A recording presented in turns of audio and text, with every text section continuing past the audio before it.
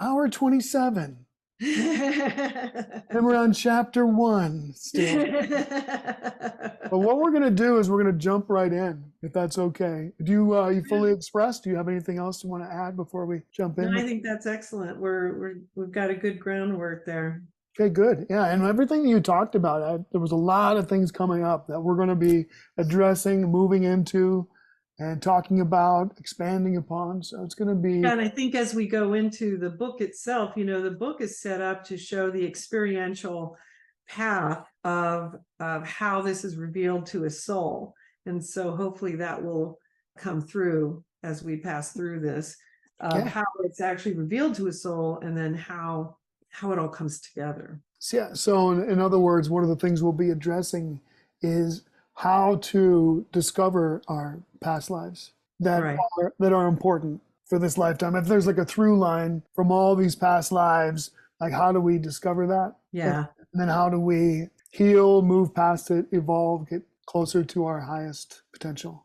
Yeah. And also, not just how do we discover them, but how are they then sometimes just revealed to us when we least expect it? Okay, great. And then chapter 1, what I did is in your audio book on reincarnation and karma, at the beginning of each chapter, you would say, this is what we're going to talk about in this chapter. And I love that. And then what I did when I went through the audio book a few times is I made my own notes for what each chapter is. And so chapter 1 really is lifetimes, reflections and lessons, and the nature of reincarnation. Okay.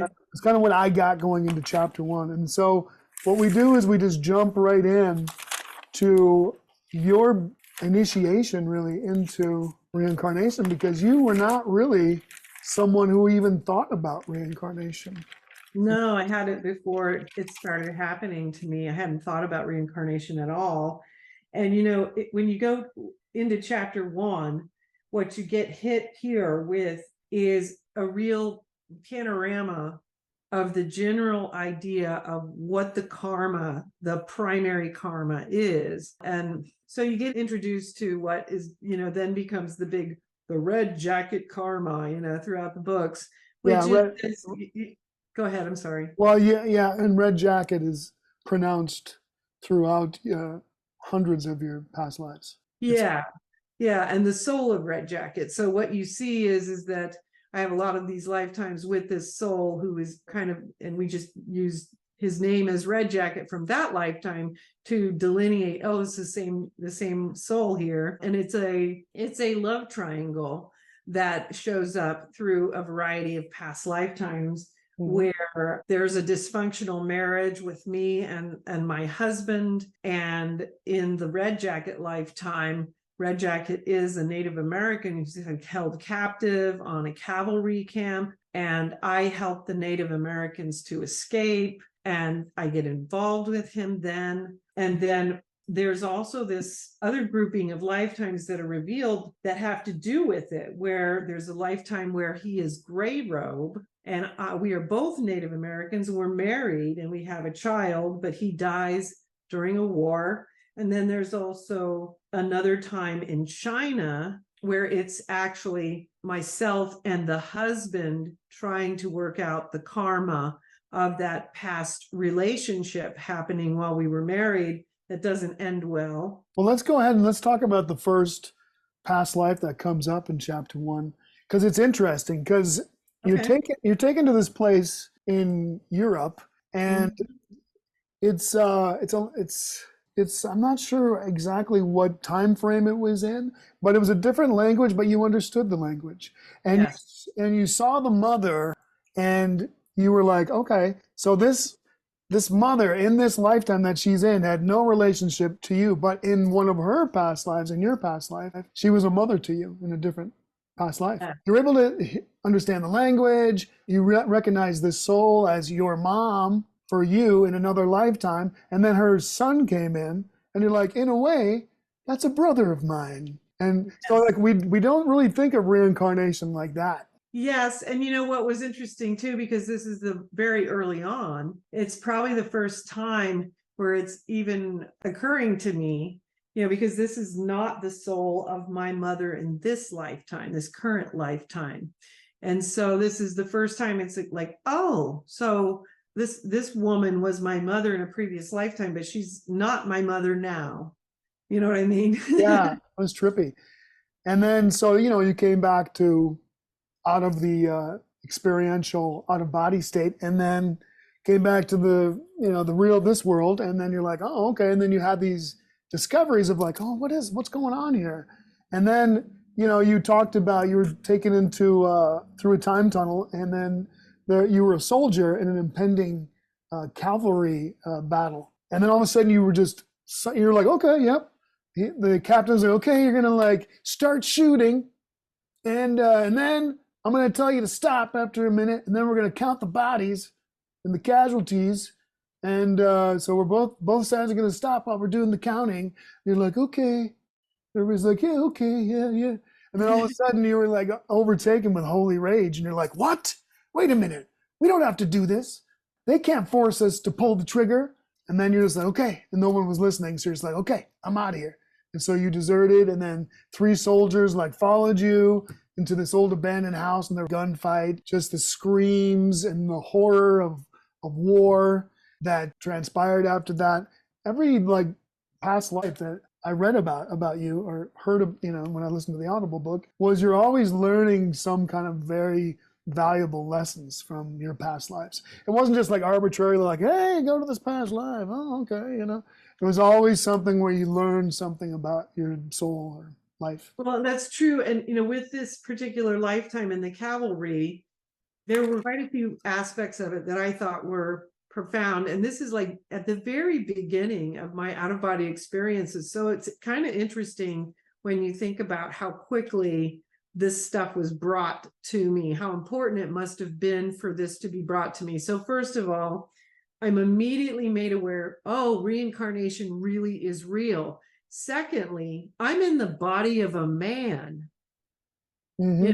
And so this is the first time I'm really realizing reincarnation is real, but I'm in the body of a man. I'm like, okay, that's interesting. So we can become both sexes. It's not just one or the other. Mm-hmm. And then it was probably really cannot put into words, experiencing the terror of a man in battle. That was something about this experience that was unforgettable. And then you said, like, when that terror of battle, then you were pulled back immediately by an angel and through the tunnel of time again to the present. And then that's when you said to yourself, it's like, wow, I haven't thought about reincarnation. Yeah. And then God was working through you in a very profound and powerful way at this beginning part of your initiation, so to speak, into reincarnation. Yeah, when I think, it's interesting because even as I look back on it now, 38 years later, I'm like, wow. That's my age, 38. Yeah, me too. Yeah, And, you look great. I thought you were at least 39. Yeah, and it's interesting to me how early on he hit me with this experience, because it was literally right up there. I believe it was in chapter 1 of the Mysteries of the Redemption when this occurred as well, which was right off the bat when I first started having out-of-body experiences. It was interesting that this particular reincarnation experience would be thrust upon me. But in some respects, I think the reason for it could have been that it was really important for it to be that powerful, that intensity of being in battle, the emotion of it, the fear, the terror of it. To really shake you. To really shake me, and because when I came back, I knew the terror of a man in battle. As much as that sounds unfair to say, that was imprinted on me in a way that the experience could not be forgotten. I couldn't blow it off. You know what I mean? It wasn't like, oh, I just had a wild dream. It was really, I was there. They took me out of my body, threw me through this time tunnel, and dropped me there. And it was so intense. And I think it was done in part to wake you up, to force me to deal with this, the reality of what was happening. Yeah, it's interesting that you say how it may seem unfair to say that you know what the terror is. Like, it's good to have a sense of humor about things, right? That's like Yeah. one of the three aspects of a religion, right? One of Yeah. you got to have humor about it. But you know, that's because there's a limited understanding of our experiences from all of the lifetimes that we have. If someone's just looking at it from this 3D, this is the only life I have, and you know, it's like, oh, I know what it's the experience is to be a Native American Indian. People are like, what? What's wrong? But you, in fact, and what that's some of the next lifetimes we're going to talk about, have had a plethora of lifetimes as Native American. Native American, yes, yes. And so it's very interesting when you're taken back into your lifetimes, how those experiences come back into your embodied experience presently.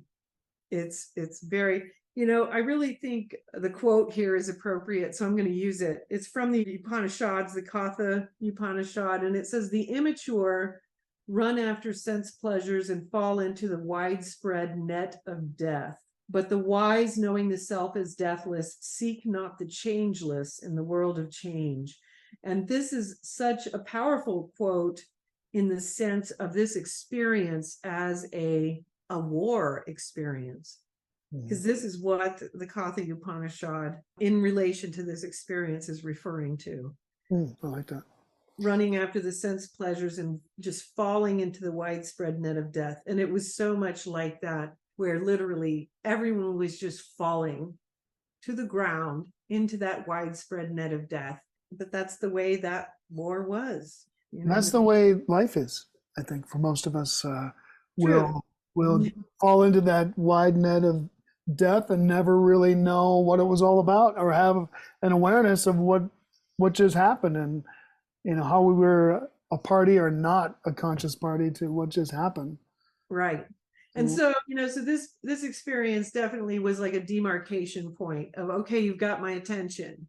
You know what I mean? Yeah. You've got my attention. I get it. Reincarnation is real. This one was the demarcation point of, I understand reincarnation is real, because this experience changed that for me. And it was never like, I believe in it, I don't believe in it. It was, I literally never thought of it.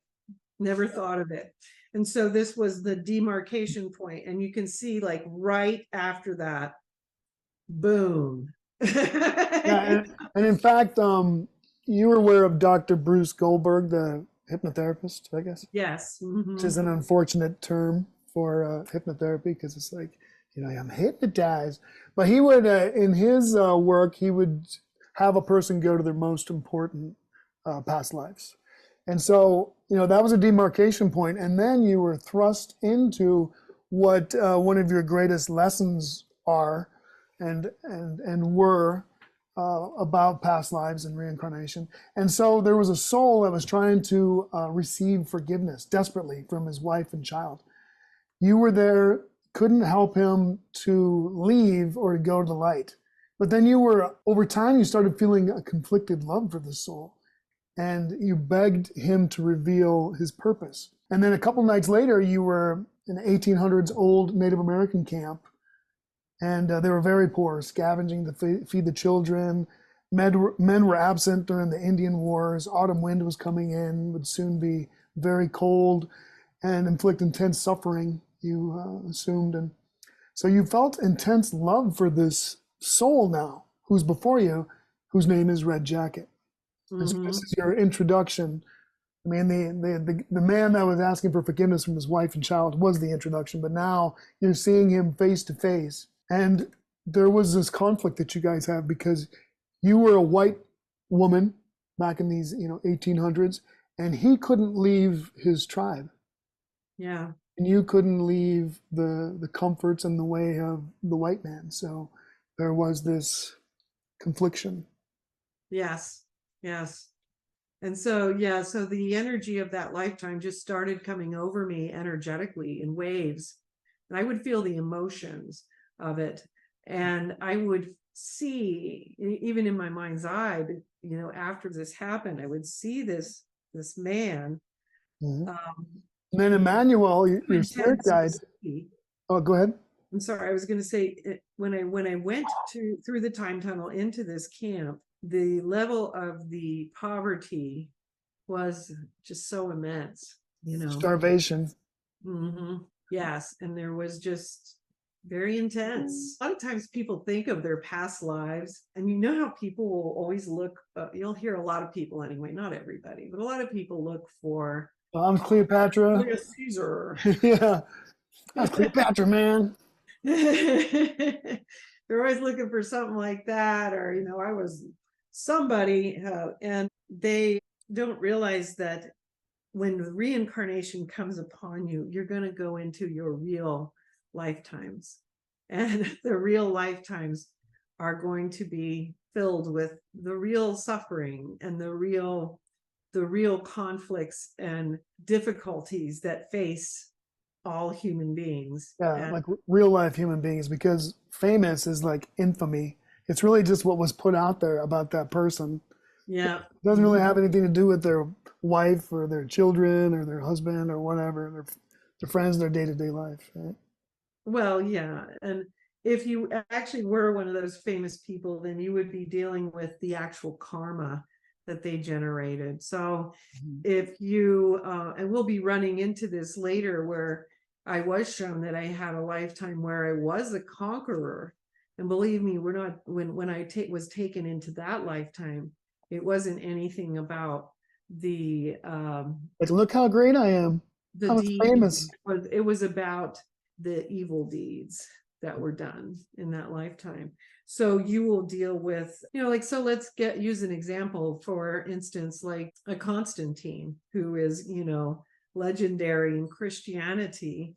But if Constantine, let's say Constantine reincarnates, he's not going to be like, oh, hey, cool, you had that vision of the cross, and he's going to be dealing with the fact that he murdered his wife and his child and all those things, because that's what his karma is.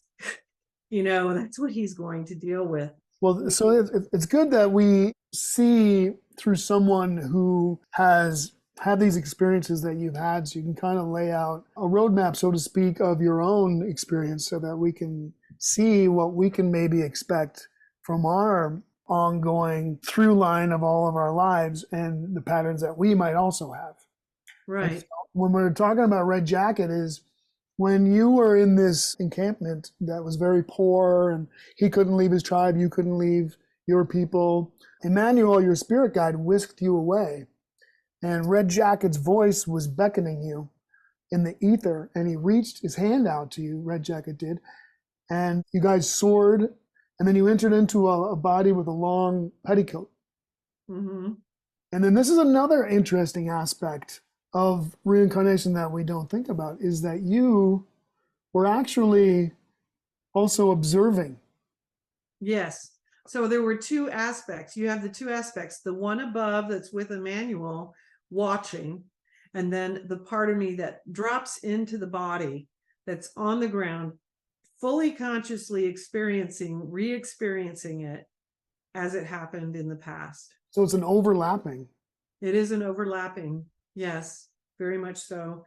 Yes. And it was, I remember that one very clearly. I remember the mud. It was really muddy. I've got this long dress, and these shoes that are totally inappropriate for the mud. There were like hiking boots. Yeah, there were no hiking boots. And it was just, everything was just pretty darn dirty. It was just so dirty. And then of course, this is the experience where I go in to the prison area, and I'm working through the prison guards first, working my way around them. It actually starts out with the young child who's telling me that they're very hungry through the prison bars. And that's when I realize I have an interior remembrance that that's the moment that my soul makes a choice that I'm going to help them. And then I come back later and I bring food for the prisoners, and I have to work through the guards, and then eventually help them to escape. Helping them to escape. And Red Jacket was in there. Yes. As well, of course, the through line. And that's, that's how I meet him, is through that. And then the relationship develops. It continues. Yeah. And then you entered a dream of a handicapped man in a veterans hospital. You spoke. He was very lonely. You offered universal love and acceptance to him, and then he suddenly burst out. You aren't from here, are you, Ute? You are a spirit, aren't you? And you were like, what? Because you were confused. And then Red Jacket immediately pulled you out of that dream. And then you asked, like, why did that person say that to me? And Red Jacket says, because that is who you are. And then when you returned to your body, you looked it up and you discovered that Ute was a tribe of Indians in the Western U.S. So it's just, Yeah. another confirmation of reincarnation. And all of a sudden you're here like, what's this? What's he talking about? Like, come back here and you're like, you look it up, you're like, oh, okay. Yeah, and I was surprised that the young man knew that I was a spirit, because I didn't think he would know that. It was like he gives me a gift back by calling me Ute. And then later on, it will be revealed to me. I'll go into this past lifetime when I was a member of the Ute tribe. And unfortunately, it's also a time when we're all slaughtered by the white men. But that's revealed later on. Well, the dark creatures that were white, right? Because there's like good, bad. It's not like, the whites. It's, it's like there was some cruel, criminal, dark, evil whites that perpetrated that upon the tribe. Right. Yes. Yes. And so we had it was during the Indian Wars, obviously, and there was trickery involved, and something very typical of that time period where a lot of Native Americans were tricked, and Absolutely. And then, so going on with reincarnation, it's a friend of yours from the past showed up in a different dimension for an atonement. mm-hmm. And you were cruel to each other in, earlier in life. And he wanted you to know that he truly loves you. And you exchanged apologies and had nothing but unconditional love for each other. But it seemed like it was so insignificant. It was such a long time ago. And so you're like, why even like go through having this thing where you're like, okay, I'm just showing up and this, I love you, I know, truly love you, but it's like, it seems so insignificant. So what do you have to say about that? Well, these are atonements. And it's interesting because in the books, it's interesting. I was thinking about this the other night, because even now, there are so many experiences that I'll have in just one night. I barely write any of them because it would be impossible to do so. And I think about how the apostles had said if they had written down everything that Christ had done, the world would not be able to contain it. And it's kind of like that with out-of-body travel, that, when you really are moving along in the path, that's what ends up happening. And with the atonements, I literally had thousands of them. And I only included like probably maybe 5 to 10, because it would have taken like a 16-book series just to include the atonements. And what's interesting about this is when I had my own near-death experiences later, all of these types of incidences were things that were covered in the near-death experience too. Mm-hmm. And when I look at what other people have talked about in their own life reviews, they also went through these seemingly insignificant moments that they had forgotten about. And these were pointed out to them. And what it shows us is what these atonements were souls meeting on a subconscious or unconscious level and resolving these acts of unkindness and things that were not love, and bringing them to a state of love. And this is very important, because everything that we're doing with reincarnation and karma and trying to move closer to God is to remove all hindrances to that state of being separated from God. And of course, remembering again, God is love. So everything that we do that separates us from love is a hindrance and is something that holds us back from moving closer to God. Welcome, Binkles, to the conversation. Binkles.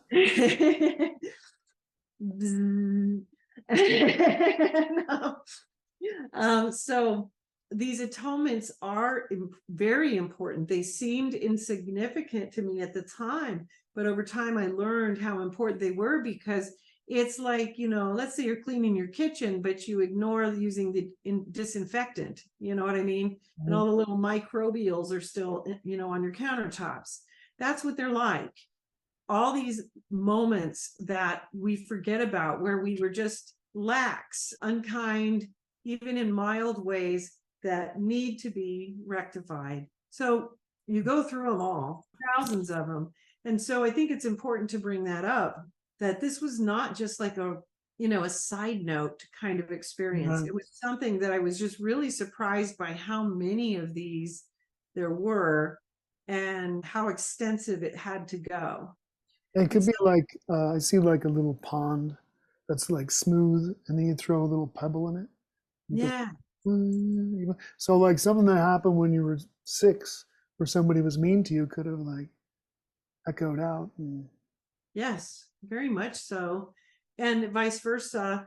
Someone was mean to me, or I was unkind or unaware or oblivious of how my own actions had been unkind to another person, or how it had come across to them in that way, and they had been hurt by my behavior or even misinterpreted it.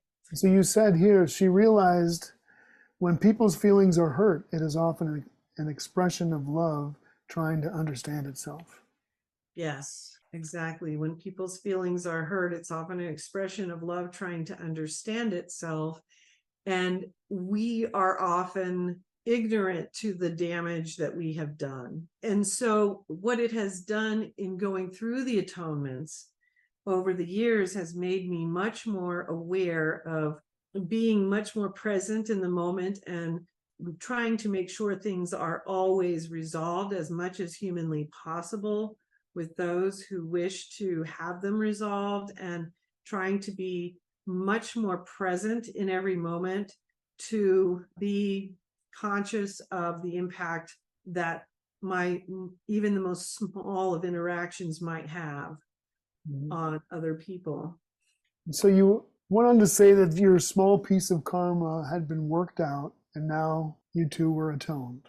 And then you began to meet many people from your past. Seemingly small events in your life, working these out, allowed your spirit to become more open to receiving love from God. So each thing that wasn't atoned was kind of a block. Yes. The love of God and your ability to love. Exactly. Yes. Because the nature of these hurts is rejection. A soul can close oneself off through the action of others and itself to believe it's not worthy of love.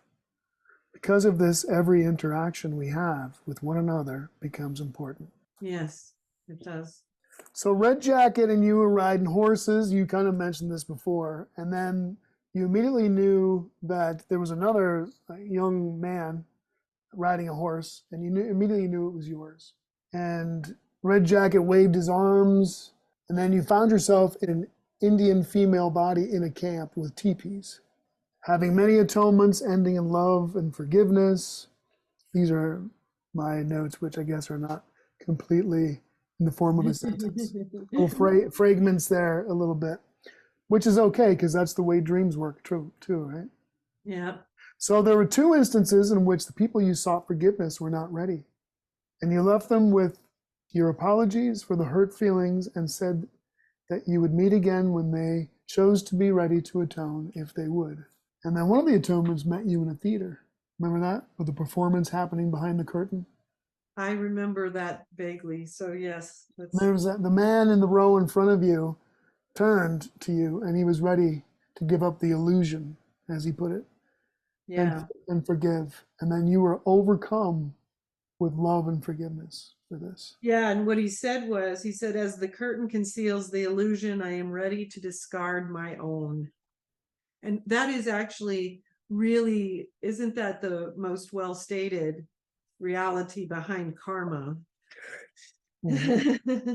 All karma is discarding our own illusions. Absolutely. Karma is just, that's what karma is, huh? Mm-hmm.